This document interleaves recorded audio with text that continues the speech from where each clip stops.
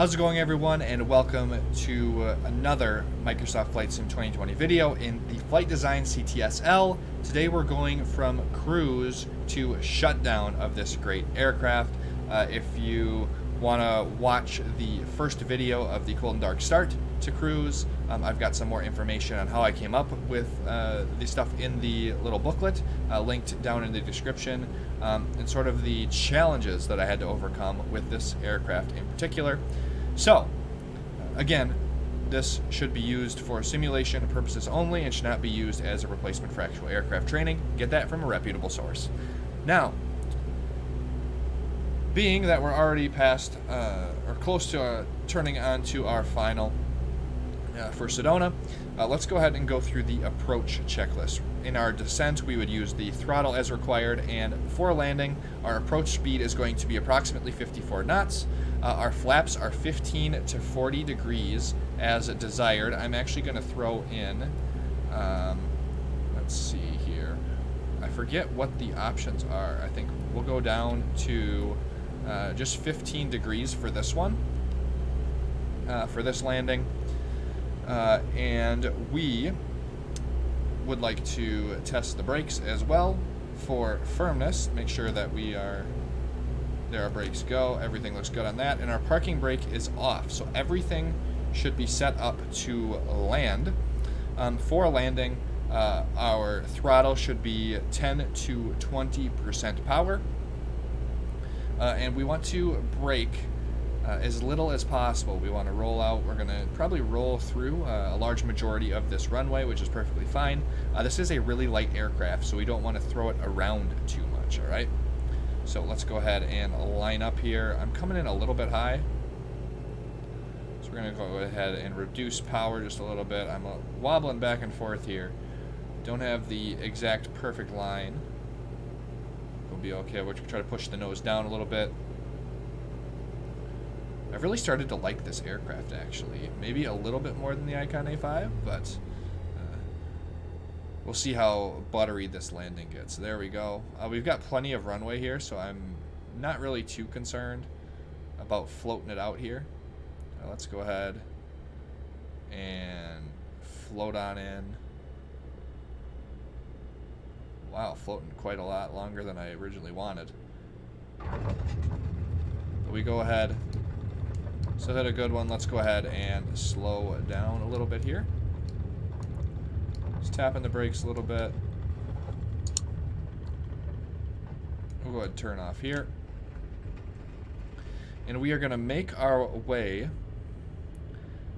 back to the ramp. Can we actually get over where all those aircraft are? That's actually doesn't look like an entirely bad spot. I don't even know how to get there, to be honest. So let's just keep rolling down here. The taxi checklist for after landing should be pretty simple. I don't have that in the booklet, but you'd really, I think, just turn off the landing lights, and that's about it. Maybe you could throw the flaps up in this situation. I do have that in the shutdown checklist, I do believe. Yes, I do. So we'll go ahead and do that in that checklist. But I'm just going to try to expedite our trip back to the parking area here,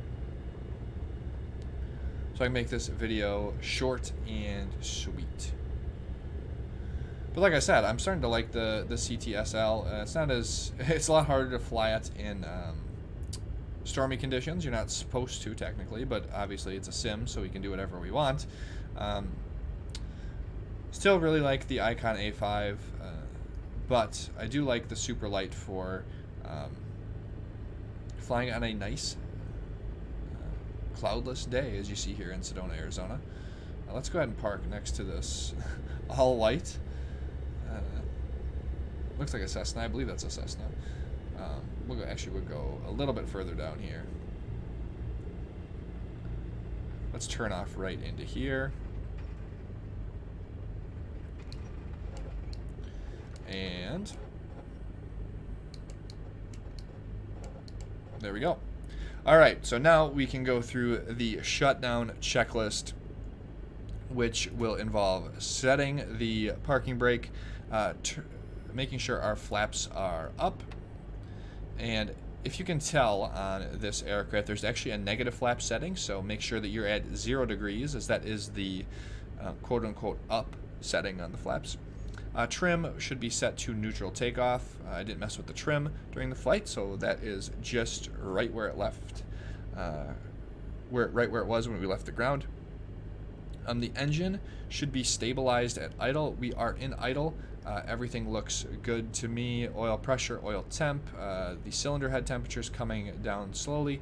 Everything looks good for that. We can shut off the radio and the transponder here by just turning our, this is going to be difficult here. There's our radio, and our transponder is turned off as well. You want to shut down all of the electric before you shut down the engine in this aircraft. Don't ask me why, that's just what was mentioned in the documentation.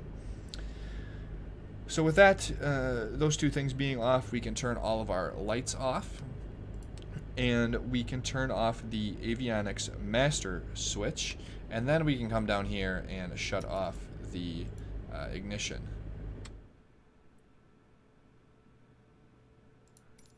That seemed to bring up a flight completed menu, but we're just going to go ahead and I'm going to finish this up here. We shut off the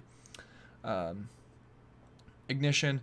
We can close the fuel valve then, and we can shut off the alternator master and the battery master, and then that is the full shutdown. The way that Microsoft Flight Sim does it, it actually logs it in based off of certain parameters.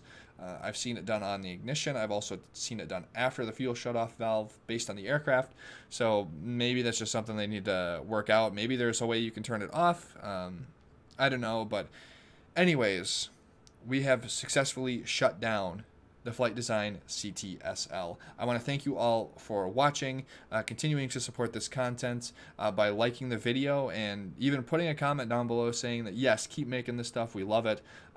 Booklet as well will be linked down in the description for you to download. It's a great little auxiliary piece to kind of increase the immersion for you to easily print out, put together, and have a physical copy of these checklists instead of just looking at it on a computer screen, right? Please subscribe for more content. I plan on doing these cold and dark start and the shutdown checklists for every single aircraft in the video, or sorry, not in the video, in the entire sim. So it's going to take me a while, but I'm more than willing to do all of that because I really enjoyed looking up stuff like that and that sort of content in Microsoft Flight Simulator X, so I planned on being the one doing it for this new sim. So again, thank you all for watching, and I hope to see you all in the next video.